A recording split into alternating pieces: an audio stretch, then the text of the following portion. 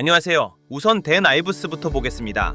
댄 아이브스는 머스크의 보상안 패키지가 압도적인 차이로 승인될 것이라고 보고 있습니다. 이 보상안은 머스크에게 다시 한번 테슬라에 전력을 다할 수 있는 충분한 동기를 제공하게 될 것이고, 주주들 역시 반드시 지지해야 할 사안이라고 말하죠. 댄 아이브스는 특히 자율주행과 로봇공학, AI 로드맵 측면에서 본다면 테슬라 주가는 2배 이상 상승할 수 있다고 봅니다. 그는 지금을 테슬라의 새로운 황금기의 시작이라고 표현합니다.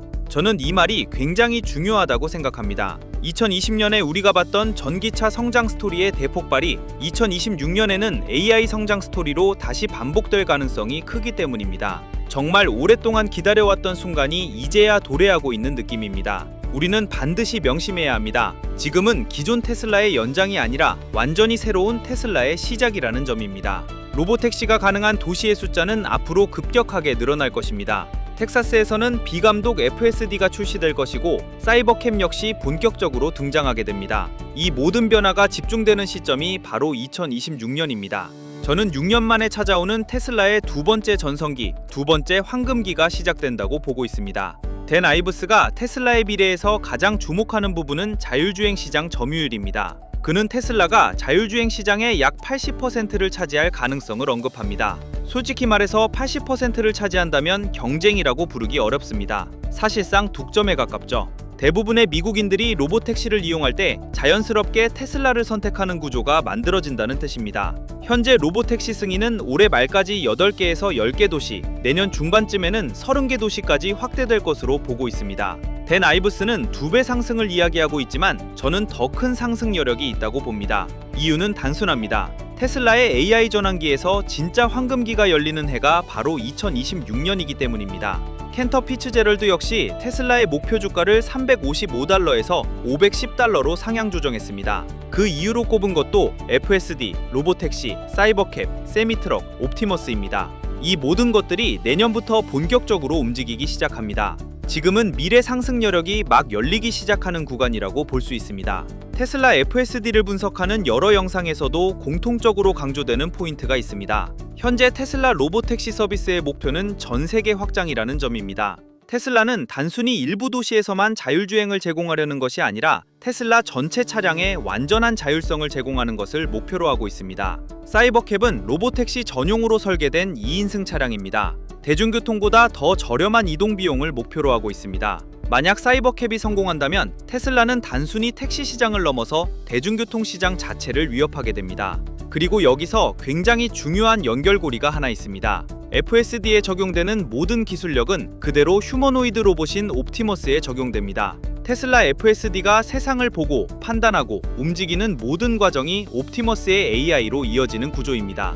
그래서 머스크는 FSD 영상을 보며 자율주행이 위대해질 것이다 라고 말하지 않습니다. 그는 옵티머스의 AI가 위대해질 것이다 라고 말합니다. 테슬라 전기차에서 옵티머스까지 이 모든 것이 하나로 연결되어 있다는 뜻입니다. FS의 성공은 곧 옵티머스의 성공으로 이어질 수밖에 없습니다. 현재 테슬라는 압도적인 데이터 규모를 확보하고 있습니다. 이 점이 굉장히 중요합니다. 자율주행을 성공시키기 위해서는 먼저 자동차 기업으로서 성공해야 합니다. 그래야만 도로 위 데이터를 대규모로 확보할 수 있기 때문입니다. 로보택시 사업 역시 마찬가지입니다. 먼저 차량 판매를 통해 데이터를 쌓고 그 데이터를 기반으로 AI 트레이닝을 반복하면서 완성도를 높여야 합니다. 이 구조를 동시에 실행할 수 있는 기업은 현재로서는 테슬라밖에 없습니다. 물론 로보택시 사업은 정부와 함께 움직여야 하는 영역이기 때문에 추진 속도가 빠르지 않은 것도 사실입니다. 그래서 현재 머스크는 로보택시 안전요원을 제거하는 데 집중하고 있습니다. 올해 안에 텍사스에서 안전요원이 없는 비감독 FSD가 정착되어야 합니다. 그 과정에서 8개에서 10개 도시로의 서비스 확대가 반드시 필요합니다. 가장 현실적인 시나리오는 텍사스, 캘리포니아, 네바다, 애리조나, 플로리다에서 로보택시가 본격적으로 운행되는 그림입니다. 올해까지는 숫자가 크지 않겠지만 내년부터 사이버캡이 투입되면 차량 수는 급격하게 늘어날 가능성이 큽니다. 사이버캡은 내년 2분기부터 생산에 들어갈 예정입니다. 그래서 내년 상반기는 테슬라의 새로운 전성기가 시작되는 시점이라고 봅니다. 테슬라는 사이버캡을 통해 기존 자동차 기업들의 경쟁력을 근본적으로 무력화시킬 가능성이 큽니다. 자동차 브랜드의 의미 자체가 달라질 수 있는 시점입니다. 테슬라 중국 공식 계정에서도 사이버캡과 옵티머스 버전 3이 2026년 출시를 목표로 순조롭게 진행 중이라는 내용을 밝히고 있습니다. 머스크는 세상을 바꿀 수 있는 기술로 자율주행과 휴머노이드 로봇을 꼽습니다. 그리고 그 핵심 제품이 사이버캡과 옵티머스 버전 3입니다. 회사에서 직원이 CEO를 존경하는 건 쉽지 않은 일입니다. 하지만 테슬라는 다릅니다. 머스크는 상상을 초월할 정도로 긴 시간 일하고 그 시간 대부분을 극도로 생산적으로 사용합니다. 여러 회사를 동시에 운영하면서도 단일 기업만 운영하는 다른 CEO들보다 훨씬 빠른 속도로 성과를 만들어냅니다. 그래서 테슬라의 천재 엔지니어들은 머스크를 믿고 지금도 테슬라에 남아 일하고 있습니다. 이게 바로 테슬라의 진짜 성장 동력입니다. 현재 테슬라가 하고 있는 일을 똑같이 따라할 수 있는 기업은 없습니다. 스페이스X, 보링컴퍼니, 뉴럴링크도 마찬가지입니다. 대체제가 존재하지 않는 영역을 머스크의 기업들은 차지하고 있습니다. 댄 아이브스는 최근 인터뷰에서 테슬라 주가 $600, $700 가능성까지 언급하고 있습니다.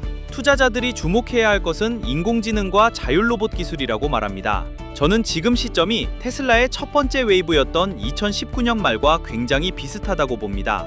그리고 2025년 말부터 2026년을 기점으로 테슬라의 새로운 성장 스토리에 시장은 다시 열광하게 될 가능성이 큽니다. 그래서 지금 이 시점을 단순히 주가가 오르네 내리네로만 보면 굉장히 중요한 본질을 놓치게 됩니다.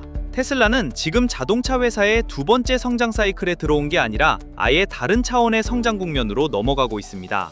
2019년과 2020년에는 전기차가 내연기관을 이길 수 있는가가 질문이었다면 이제는 AI가 실제 세상을 얼마나 빠르게 대체할 수 있는가가 질문이 됐습니다. 그리고 테슬라는 그 질문에 가장 먼저, 가장 공격적으로 답하고 있는 기업입니다. 자율주행은 이제 실험이 아니라 도시 단위에서 확장되는 인프라가 되고 있고 로보택시는 서비스가 아니라 새로운 교통체계로 자리 잡으려 하고 있습니다. 옵티머스 역시 마찬가지입니다. 처음에는 다들 웃었습니다. 하지만 지금은 언제부터 실제 현장에 투입되느냐를 묻고 있습니다. 이게 바로 패러다임이 바뀌고 있다는 신호입니다. 그래서 테슬라를 바라볼 때 우리는 단기 목표 주가보다 하나의 질문을 더 중요하게 봐야 합니다. 이 회사가 세상의 구조를 바꾸는 방향으로 지금도 전진하고 있는가? 지금까지의 흐름을 보면 답은 굉장히 명확합니다. 테슬라는 멈춘 적이 없습니다. 비판이 쏟아질 때도, 조롱을 받을 때도, 규제로 막힐 때도 항상 다음 단계를 준비해왔습니다. 그리고 지금은 그 준비들이 하나씩 현실로 모습을 드러내기 시작한 시점입니다. 그래서 어쩌면 몇 년 뒤 돌아봤을 때 우리가 지금 보고 있는 $400, $500 구간은 의미 없는 숫자처럼 보일 수도 있습니다. 중요한 건 지금 이 기업이 어떤 방향으로 움직이고 있고 얼마나 빠르게 그 방향을 관철시키고 있느냐입니다.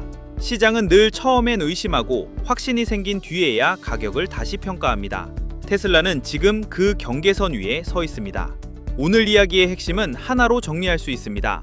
테슬라는 아직 끝나지 않았고 오히려 이제부터가 시작이라는 점입니다. 이 변화의 한가운데에서 우리는 단순한 관찰자가 될 수도 있고 이 흐름을 이해하는 사람이 될 수도 있습니다. 어느 쪽을 선택할지는 각자의 몫이겠지만 적어도 이 판이 어떻게 움직이고 있는지는 분명히 보고 있어야 할 시점입니다. 이 흐름은 앞으로도 계속 이어질 것이고 테슬라를 둘러싼 이야기는 점점 더 커질 겁니다. 오늘 정리한 내용은 여기까지인데요. 혼자서 모든 변화를 추적하기는 정말 어렵습니다. 너무 많은 요소들이 실시간으로 변하고 있잖아요. 남들이 환호성을 지르면서 샴페인을 터뜨릴 때 소외되지 않으려면 지금처럼 사람들 관심이 없을 때 조용히 칼을 갈고 준비를 해야 됩니다. 그동안 저는 거시경제의 흐름뿐만 아니라 지금 주목해야 하는 저평가된 종목이나 테슬라 매도 매수 타이밍 등의 제가 매일매일 분석하는 양질의 정보를 유튜브 영상을 통해 공개해드렸고 그 대가로 여러분들에게 구독, 좋아요, 알림 설정 이렇게 3가지만 부탁드려 왔었잖아요. 그런데 이번에 한국금융당국의 규제가 강화됨으로 인해 기존 방식의 정보 공유가 어려운 상황입니다. 채널을 지키기 위해 공개적으로 말씀드리지 못하는 점 양해 부탁드리고요. 추가적인 정보 공유를 원하시는 분들은 화면에 보이는 더보기란 아래에 링크를 클릭해 보이시는 대로 진행해 주시면 됩니다. 모바일은 더 간편한데 더보기 창을 누르시면 자동으로 창이 넘어가지니 그대로 전송해 주시면 됩니다. 또한 종목 분석하는 방법을 요청하시는 분들이 많아 제가 이번에 저평가된 종목을 바닥에서 잡을 수 있는 저만의 노하우가 담긴 책을 만들어 시청해 주신 여러분들에게 감사의 의미를 담아 나눠드리고 있는데요. 아직 신청 안 하신 분들 링크를 통해 신청해 주시면 됩니다. 전부 무료로 진행되고 있으니 많은 분들의 참여 부탁드릴게요. 여러분들 제발 이번 시즌에는 기도매매, 뇌동매매 하지 마시고 근거 있는 투자하시면서 여러분들의 계좌를 붉은색으로 물들이시길 바라겠습니다. 오늘도 긴 영상 시청해주셔서 감사하고요. 저는 항상 더 좋은 정보를 가지고 돌아오도록 하겠습니다. 오늘도 시청해주신 여러분들 감사합니다. 지금까지 김선우였습니다.